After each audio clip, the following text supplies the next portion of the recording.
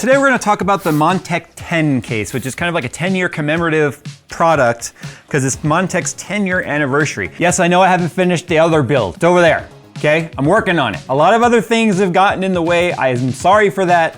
I think it's going to be worth the wait. It's turning out pretty dang good. Anyway, with that said, we're going to take a look at the 10, which is basically, it's a convertible case, which is kind of like the norm these days. But I'm going to start with the price first because that's backwards. But so is the whole concept of how much things should cost versus what they really cost. And this comes in at $69. Nice. Look, one of the things that we love about Montech, especially when we very first discovered them at Micro Center, now they've been around 10 years, obviously, it's a 10-year anniversary, is their price to performance. They've just, remember like the early days when it said more value or extra value? With great value. Yeah, with great value. They had so many little things. They've truly, really just made us look at cases differently because of the fact that so many companies want to charge so much money for their stamped steel, right? And powder coated it black. But this is kind of unique because it's them sort of getting into the more smaller form factor stuff. Now it's 28 liters, it's not super tiny. What I was starting to say is that they just completely are changing the way you should think about cases. Now, oh, a little shock right there. Here's the thing with cases right now. I'm seeing more and more people say, well, components really suck in pricing. They do. RAM, storage, it's gonna get worse, guys, I'm sorry. It's sort of flat for a while, and now apparently Q3 is expecting another jump, which is so stupid. Anyway, I'm seeing a lot of people say, well, I wanna upgrade. I kind of don't like my case. I'm looking at cases now. So I feel like cases are kind of becoming a little bit more popular again, simply because of the fact that if you maybe cheaped out on your case when you did your build, which is the way I would do it, honestly. I would say, okay, get the cheapest case you can afford that can fit your components and not choke them to death with airflow, and then later on get yourself a nice case to put your nice components in, rather than having a really nice case with cheap components. But you can see right here with the form factor of this guy, it's pretty nice. It's not big. Every single side of it is mesh. I love it. It's like everyone took the whole, fine, we get it, you want mesh. We hear you, dang it, we'll give you all the mesh. They're like, now if it's too much mesh and you complain, what the hell do you want from us, right? Okay, so tear down, it's toolless. You can see the top right here has this little frame on there. This is not gonna really affect airflow. It's just nice support. That way you're not getting the bowing of the mesh. I've seen people not like go full mesh like this and not support the middle of it, and then you get this ugly bow or twist. Look at the nice brushed metal. Is that real metal? That is real metal, Phil. That is brushed metal with like chamfered polished edges, which look really, really nice. Because one of the things they're going for with this case is a smaller form factor like this could live in a living room or obviously a bedroom or a computer room or whatever, but it doesn't have a utilitarian feel to it. It's utilitarian with form as well. So a lot of times companies will go, well, our super cheap cases will just be, you know, completely function over form and then not look pretty in their space. But this obviously does. You can see the matte like finish right here on the steel. It's really nice. Again, full mesh. Porosity, have no way to measure that. It looks like it could be about 50%, but I'm just guessing. Everything also is, you can fully tear this case down. There is not a single riveted frame piece. Now there are pieces that are riveted together, say on the motherboard tray and such, but everything on here, as you can see on the top of the screws, is you can tear this down to a flat, all flat pieces, which is cool if you want to paint it or do something custom to it so that you can, you know, get it to more fit in your aesthetics or your custom theming if you want. Now, it does support up to 360 AIO, as you can see right here. For air coolers, it fits up to 155 millimeters in the M1 or M2 position, because I think I mentioned already, maybe I didn't, that this is a convertible chassis. It supports mini ITX and micro ATX. It is not an ITX or an ATX board, which is kind of surprising given the fact that it's 28 liters. Again, that's not super tiny, but it's also not really big. A lot of cases these days are in the 50 liter, 60 liter range. So this is more designed to be a smaller footprint type of case. Now, it has 3 different motherboard positions. that lead to 9 different power supply positions, including SFX and ATX power supplies, and 7 different GPU positions across those 3 configurations.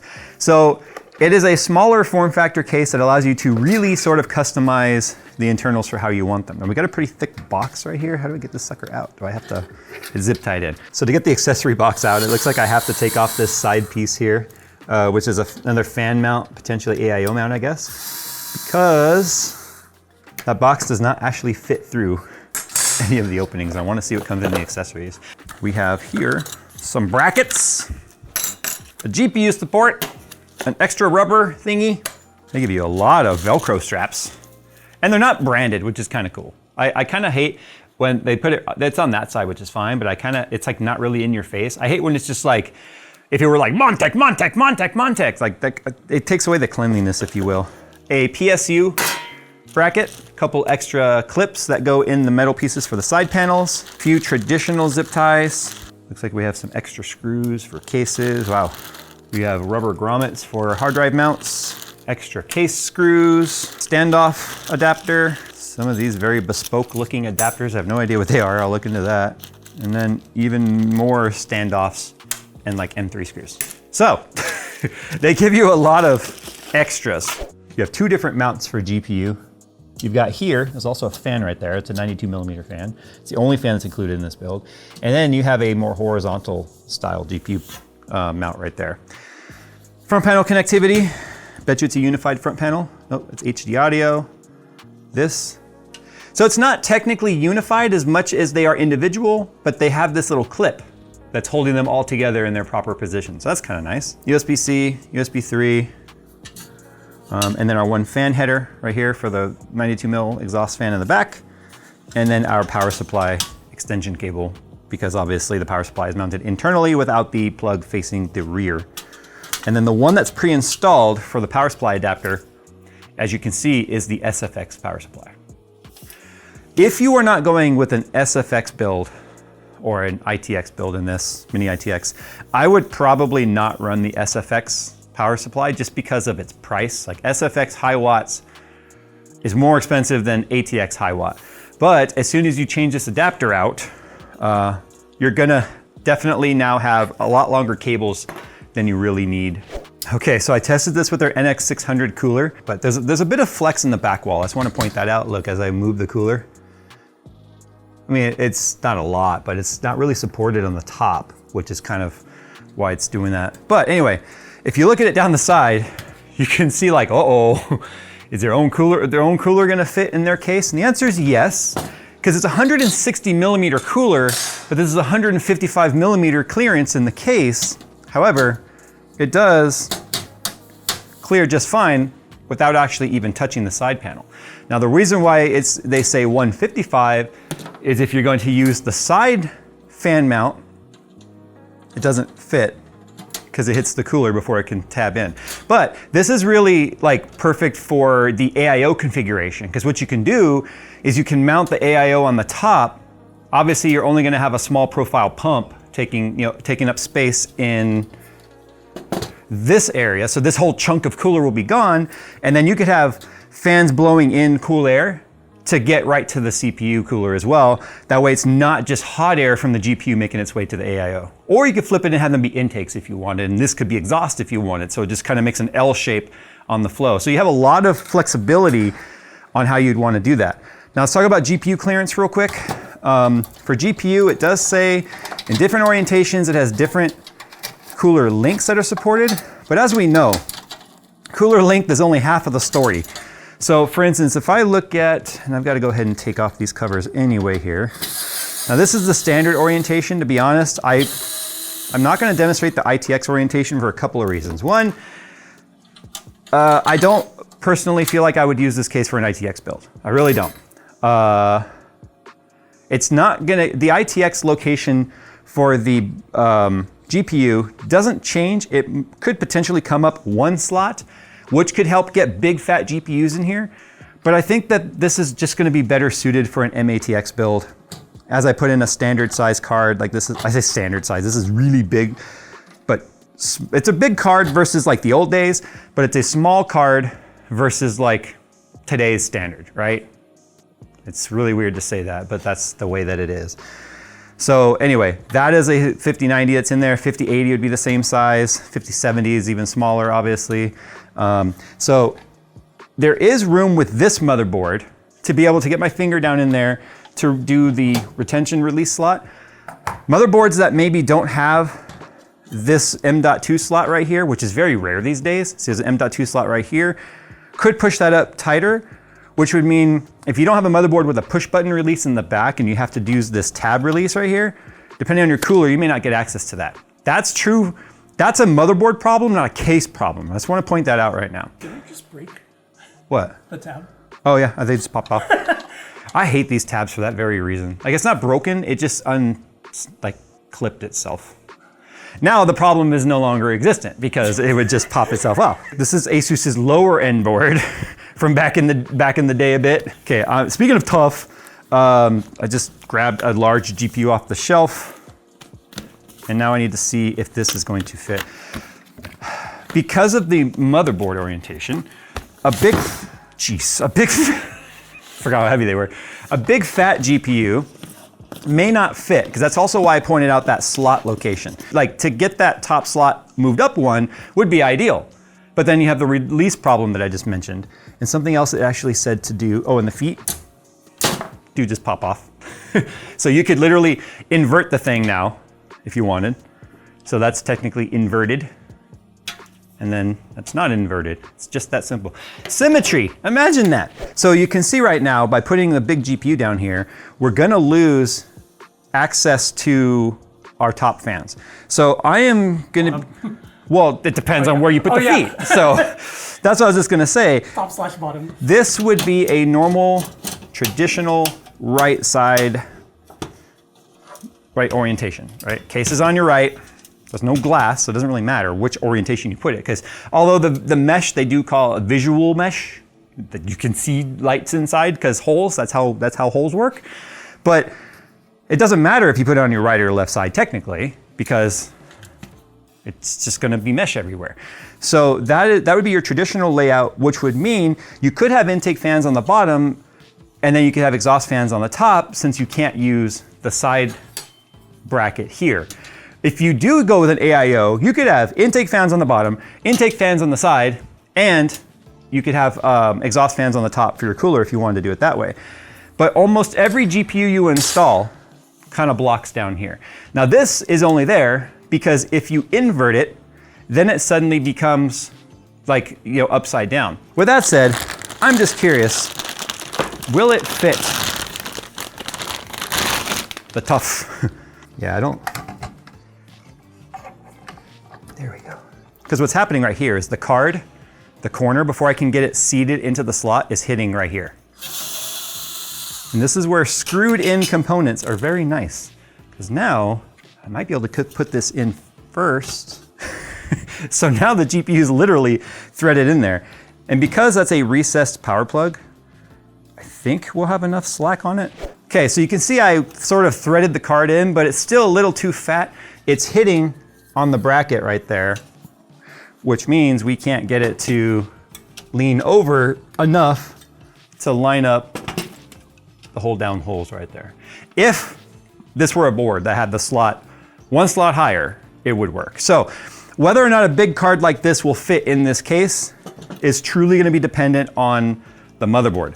So if the motherboard has a top M.2 slot, which like 99% of them do now because they want to get it closer to the CPU for direct lanes, then it will not work.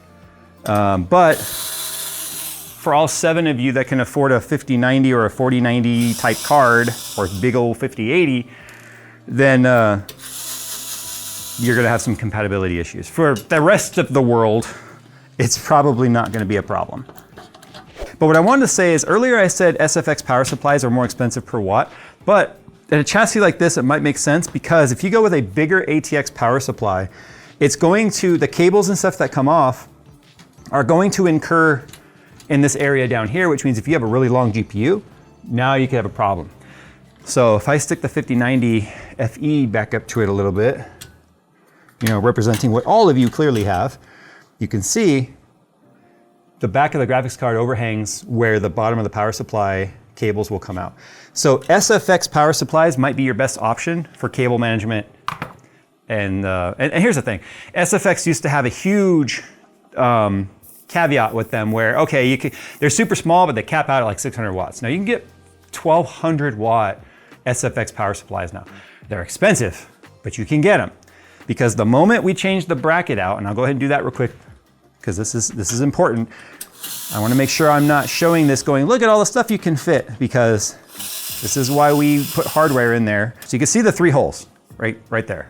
So you have 1, 2, 3 positions where you can move it down slightly. You might want to move it down so you have a little bit more clearance for an AIO up here. For AIO, you need to account for about 60 millimeters of clearance because you have 30 mil thickness for the radiator, we get 55 mil, and 25 millimeter for the fans usually. Some AIOs now are coming with 28 millimeter fans and maybe even 30 millimeter fans because that gives a more aggressive blade pitch, which really helps with static pressure to pull air through the resistance of all those fins. So you would want to put the bracket in the lowest position. Let's see what we get now with the ATX bracket. So you can see now this is going to clearly take up a bit more room in there. It's not even in there straight. Looks good to me. There we go. So that's the lowest position right there, which you would need to put it in for AIO. Or if you were doing air cooler config like we are right here, put it in the highest position possible to give yourself the most GPU clearance. But again, if I hold the PSU or the GPU up to the build, you can see you're not going to have a lot of room before you potentially hit the bottom of the GPU with the cables. And that's a pretty standard size power supply that you would put right there. Like if you use a long one, you can't use the long GPU.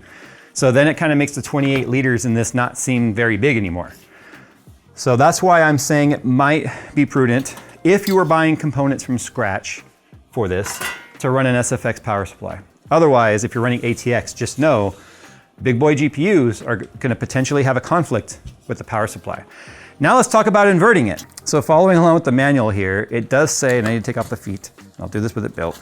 I need to take off this front panel here and flip it over. And this position I'm putting it in is technically called liquid master. The first one's called airflow specialist. The second M2 position, which is also inverted, is called liquid master for like ultimate AIO compatibility. We're gonna see what happens right now when I do it with the air cooler in there. Now, if you wanted, like I showed, you could literally just have the GPU in here inverted like this. If you wanted, you could probably even still run a fan back here.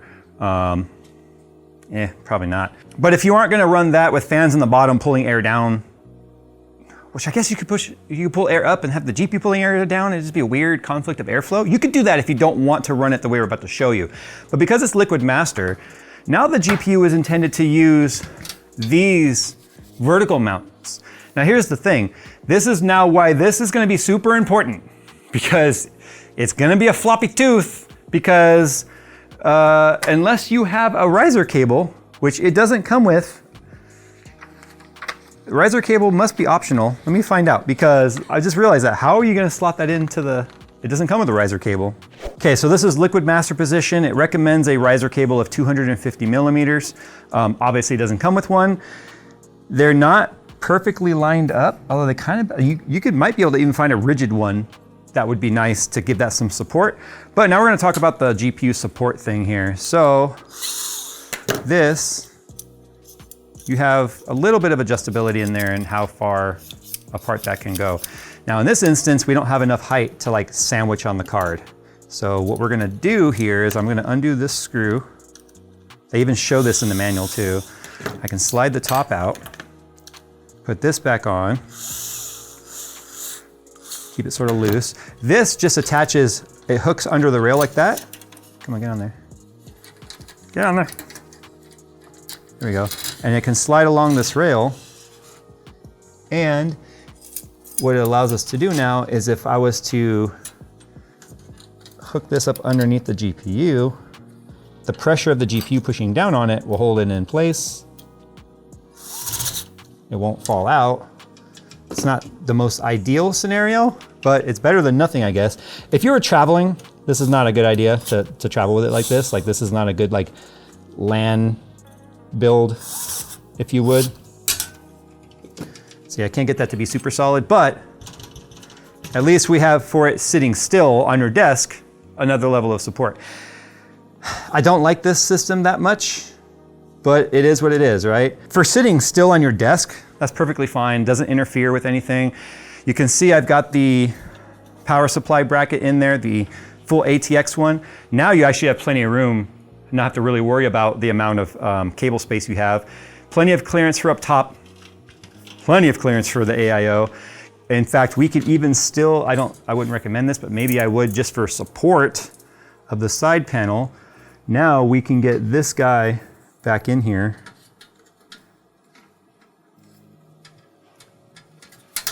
And that would just give us some more rigidity on the side of the case. There's not enough room in the position that I currently have it in for fans between the GPU, but now if I were to move it back one more slot, I still think there's a fair amount of space. I think even if I went back one more, there's potential interference though on hitting the power supply bracket. So that means I can't fit fans right here blowing directly on the GPU, but I don't think that's truly necessary, to be honest.